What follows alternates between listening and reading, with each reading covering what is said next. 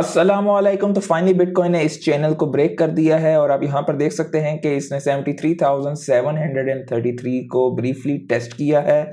Let's see कि इस range में कुछ दिन रहता है और होपफुली के उम्मीद की जाती है कि कुछ दिन यहाँ पर रहेगा and then we might break out or we might have again testing and then we break out.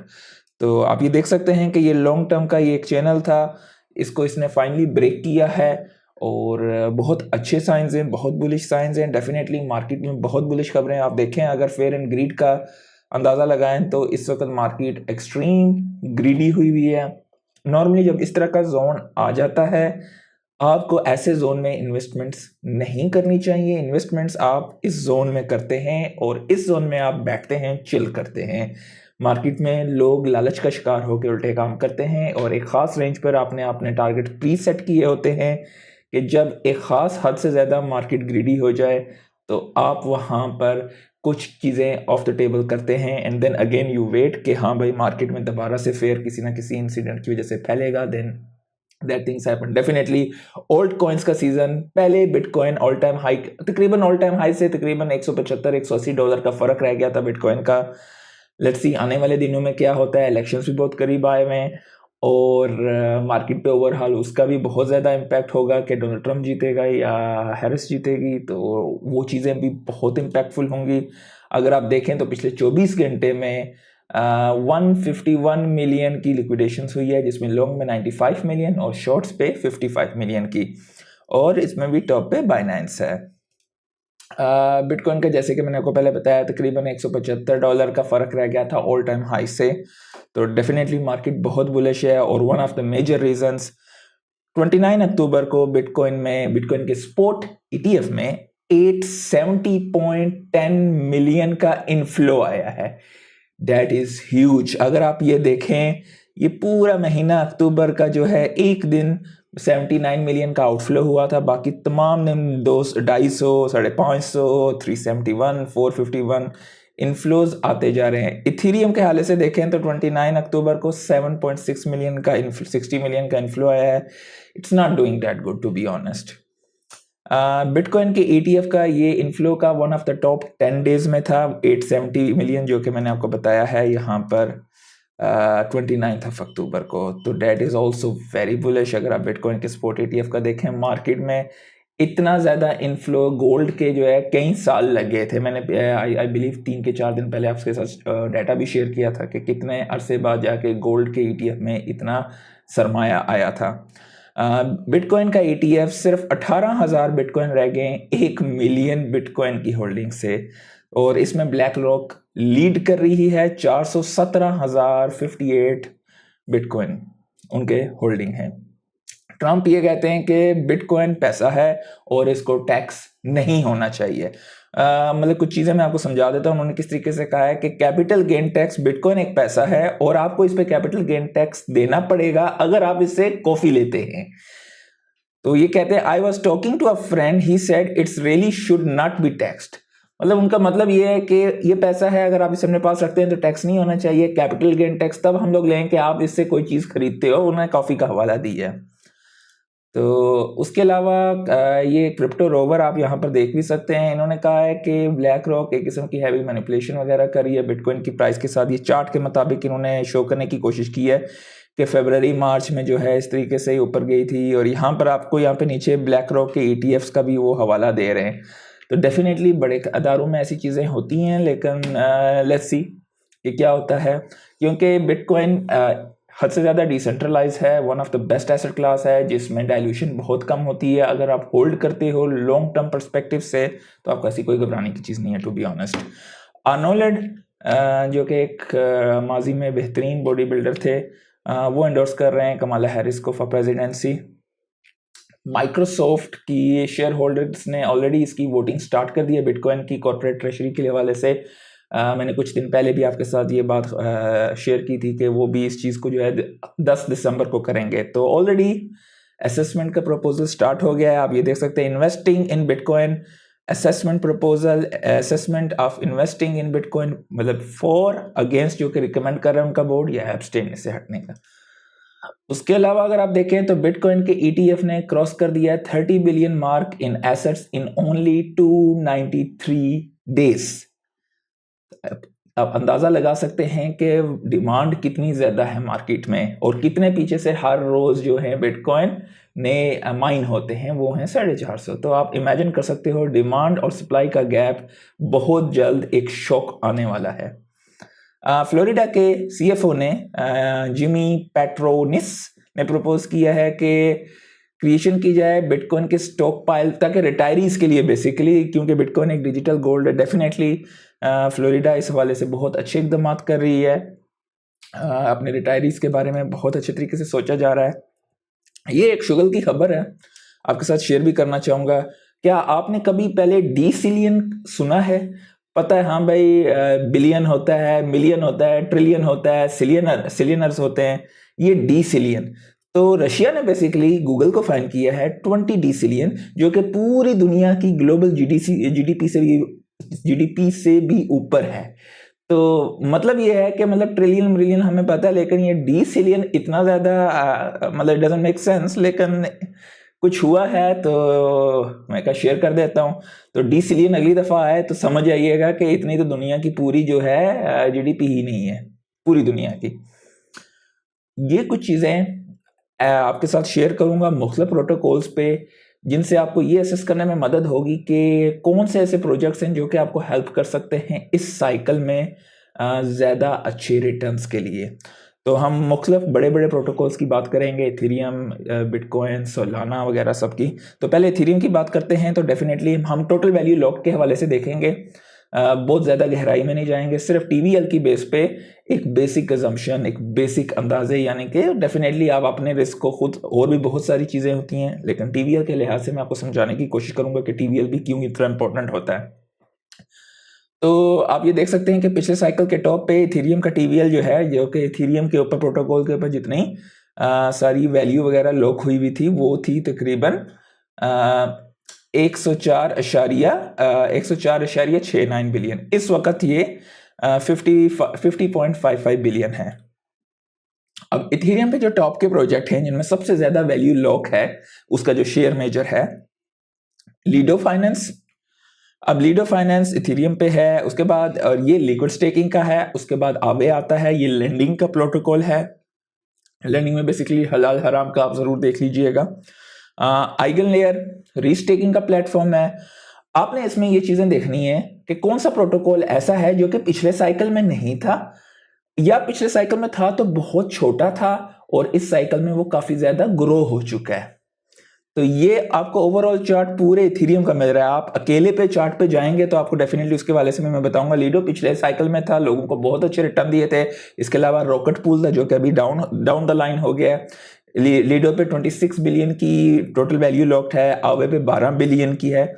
Eigen layer पिछले साइकिल में नहीं था, इस साइकिल में है, और ये टॉप के तीसरे नंबर पे आ रहा है। और रीस्टैकिंग का नैरेटिव भी एक नया नैरेटिव है जो कि पिछले साइकिल में नहीं था। तो ऐसी चीजें जो कि नए शाइनी ऑब्जेक्ट्स होते हैं, डेफिनेटली उनकी ये सारी चीजें आप देख रहे हो, यूजर इंटरफेस वगैरह सारा कुछ। तो ये एक ग्रोथ मॉडल्स में एक रिस्क जहां पे लिया जा सकता है, कैलकुलेटेड रिस्क। अगर आप आइगन लेयर के ऊपर क्लिक करेंगे तो आप यहां पर इसके चार्ट पे देखेंगे कि ग्रोथ कैसे हुई है।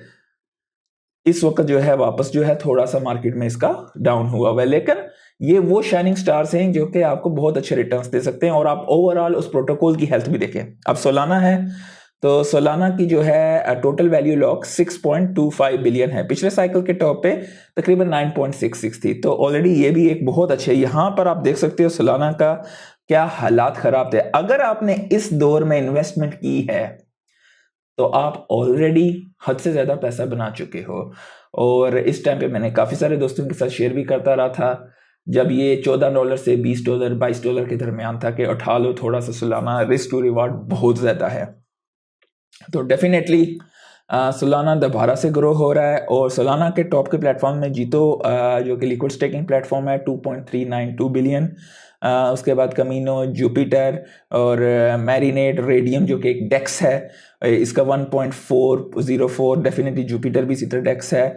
और सैंक्टम भी बहुत अच्छे जो है, ये एक पिछले साइकिल में नहीं था सेंटम जितने भी LRT टोकन्स हैं उनकी जो है सारी ट्रेडिंग वगैरह सारा कुछ आपको फराम करता है सोलाना के मुख्तलिफ जितने भी प्लेटफॉर्म्स पे उसके डेरिवेटिव टोकन्स लिक्विड स्टेकिंग से मिलते हैं। तो सेंटम भी एक अच्छा पिक हो सकता है, रेंडियम, जुपिटर, डेफिनेटली ये सारे बहुत सारे हैं।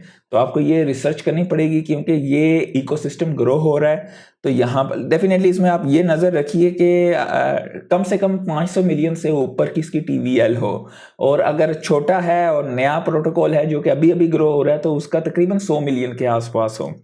अब बेस का आप देखें तो पहले था ही नहीं, इस साइकिल का शाइनिंग स्टार है। बेस का जो है पिछले साइकिल में नामो निशान ही नहीं था और अभी तक बेस का अपना टोकन नहीं है। तो अब बेस पे आप इन्वेस्टमेंट कैसे कर सकते हैं?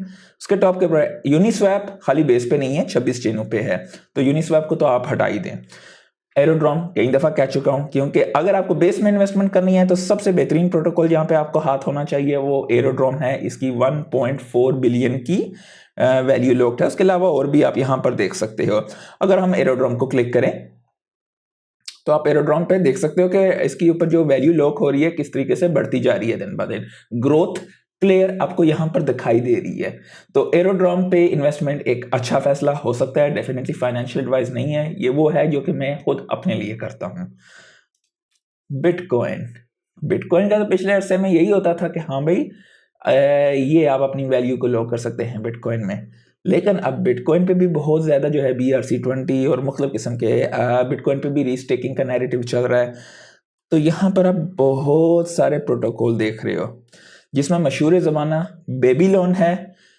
इसका टोकन अभी तक नहीं आया, ये जब भी आएगा बाइनेंस वगैरह सारी बड़ी एक्सचेंजेस पे आपको मिलेगा। तो कोई भी अभी अगर आपको बेच रहा है तो वो फ्रॉड होगा, उससे बचिएगा। तो उसके अलावा लाइटनिंग नेटवर्क, मतलब काफ़ी सारे आपको बिटकॉइन पे भी आपको दिखाई देंगे। मैं बेबीलोन को आपको ओपन करके दिखा देता हूँ। तो क्योंकि अभी तक इसका टेस्ट नेट वगैरह चल रहा है और इस पर कुछ लोगों ने अपने रियल बिटकॉइन भी अभी स्टेक किए हैं। अर्ली मैंने कोशिश की थी, गालबन वो कुछ ही घंटों के अंदर फुल हो गया था, तो आई वॉज अनलकी कि मैं उस पर स्टेक कर सकूँ।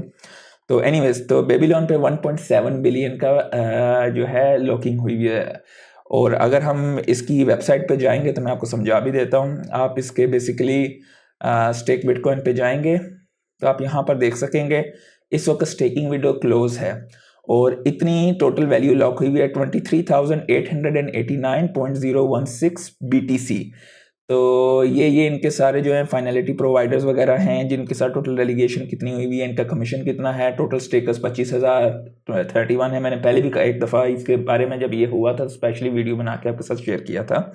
सोई की बात करते हैं। सोई अभी इस इकोसिस्टम अब इसका ग्रो हो रहा है, इट्स ग्रोइंग नाउ। तो ये 1.012 बिलियन की इसके ऊपर वैल्यू लॉक है इस वक्त। सोई का चार्ट को आप यहाँ पर देख सकते हैं कि ग्रोथ की तरफ जा रहा है, अर्ली डेज है। और सुई पे अगर आप देखें तो मैंने आपको इस एक्सचेंज के बारे में, ये डेक्स है उनकी सीटस, मैंने 2022 के आखिर पे गालबन इसके मैंने टोकन वगैरह पकड़े थे, वो स्टेकिंग पे लगा दिए थे, वो उसके बदले आपको NFT वगैरह देते हैं। और ये इसकी सबसे बेहतरीन चीज़ ये है कि सीटस खाली सुई पर ही नहीं है, सुई और एप्टोस दोनों के लिए इस्तेमाल होती है। इस पर 205 मिलियन की टोटल वैल्यू लॉक है। टोटल वैल्यू लॉक अगर आप नेवी प्रोटोकॉल की देखें 330 देख लीजिएगा, ये हलाल हराम का नेवी प्रोटोकॉल का और ये लैंडिंग का। तो I generally avoid this stuff where this lending और बोरोइंग वगैरह का होता है। तो उस लिहाज से अगर आप देखें तो ये डेक्स इसकी वन ऑफ द टॉप, पिछले एक महीने में तकरीबन 21.22% की इसकी जो है वैल्यू लॉक में ग्रोथ आई है। और इसके आप देख सकते हो कि इसका रेवेन्यू मॉडल भी अगर, तो ये फीस भी जनरेट कर रहा है, 24 घंटे में कितनी फीस जनरेट कर रहा है, क्या ये उसकी मतलब कॉस्ट और उसके बाद उसमें प्लस एप्रिसिएशन वगैरह सारा कुछ होता है।